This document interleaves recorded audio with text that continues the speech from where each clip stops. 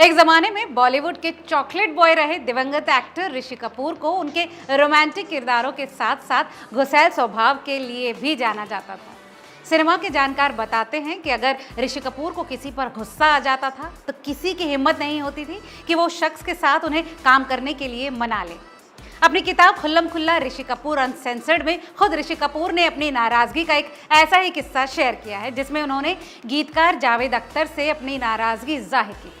उन्होंने लिखा था कि जावेद अख्तर ने उनके पिता राज कपूर पर गीतकार शैलेंद्र की अचानक हुई मौत का आरोप लगाया था। इस बात से ऋषि कपूर इतने नाराज थे कि वो चाहते थे कि जावेद अख्तर खुले तौर पर पब्लिकली उनके पिता से माफी मांगे। ऋषि कपूर इस बात से काफी परेशान थे क्योंकि जब राज कपूर पर ये आरोप लगा था तो वो अपना बचाव करने के लिए जिंदा नहीं। नमस्कार, मैं हूं लता और आप देख रहे हैं रिपोर्टर जी का सिनेमा स्पेशल। दरअसल जिस शख्स के मौत की यहाँ बात हो रही है वो म्यूजिक कंपोजर और डायरेक्टर शैलेंद्र थे। शैलेंद्र ने राज कपूर के साथ कई फिल्मों में काम किया था और दोनों की बहुत अच्छी बॉन्डिंग थी। ऋषि कपूर ने अपनी इस किताब में बताया कि शैलेंद्र को डेडिकेटेड एक टेलीविजन प्रोग्राम के दौरान जावेद अख्तर ने राज कपूर पर ये गंभीर आरोप लगाया। दरअसल ऋषि कपूर ने अपनी इस किताब में लिखा कि जावेद ने मेरे पिता को म्यूजिक कंपोजर की मौत के लिए आरोपी ठहराया। मैं समझ नहीं पा रहा कि उन्होंने ऐसा क्यों कहा। शायद ये एपिसोड को मसालेदार बनाने के लिए किया गया। बहुत से लोगों ने मुझसे कहा कि मेरे पिता के बारे में उनके मन में हमेशा शिकायत रहती है। ऋषि कपूर ने जावेद अख्तर के लगाए आरोपों को याद करते हुए किताब में ये भी बताया है कि ऐसा क्यों हुआ था। उनके मुताबिक ये सब कुछ फिल्म तीसरी कसम के चलते हुआ था।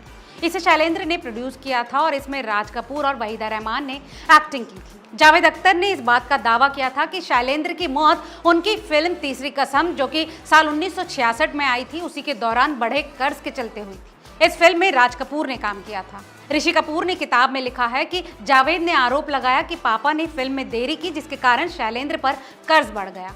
मुझे इस बात की हैरानी है कि वो किस कर्ज का जिक्र कर रहे हैं क्योंकि मेरे पिता ने हर चीज़ के लिए भुगतान किया था और उन्हें फिल्म के लिए भी पूरी रकम दे दी गई थी, यहाँ तक कि उन्होंने अपने पैसे से फिल्म पूरी की थी। ऋषि के मुताबिक राज कपूर ने वास्तव में शैलेंद्र का कर्ज चुकाया था।